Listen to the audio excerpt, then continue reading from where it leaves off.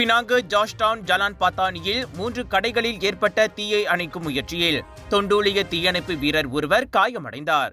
நேற்றைய அச்சம்பவத்தில் இன்னொரு வீரருக்கு கால் எலும்பு முறிந்தது. இருவரும் சிகிச்சைக்காக உடனடியாக பினாங்கு பெரிய மருத்துவமனையில் சேர்க்கப்பட்டனர். தீயில் பாதிக்கப்பட்ட 3 வளாகங்கள் முறையே கரைப்பான் எனப்படும் ஒரு திண்ணர் தொழிற்சாலை, ஒரு உலோக வேலைப்பாடு கடை மற்றும் ஒரு திருமண மேலாண்மை நிறுவனமாகும். தீயை அணைக்க சுமார் 1 மணி நேரம் பிடித்ததாக பினாங்கு தீயணைப்பு மற்றும் மீட்புத்துறை கூறியது. தீயில் 80 விழுக்காட்டு சேதம் ஏற்பட்ட நிலையில் உயிர் சேதம் தவிர்க்கப்பட்டது.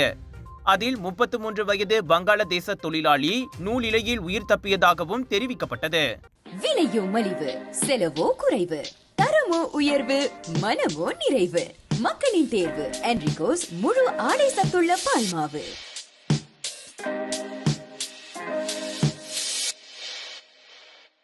எங்க வீட்ல எல்லாரும் தினமும் காலையில ரெய்னாயூர் வெர்ஜின் கோகனட் ஆயில குடிக்கிறோம். நீங்களும் தினமும் ரெய்னாயூர் வெர்ஜின் கோகனட் ஆயில குடிங்க. எப்பவுமே புத்துணர்ச்சியோட இருங்க. ஒவ்வொரு பொழுதும் ரெய்னாயூருடன் தொடங்குங்கள்.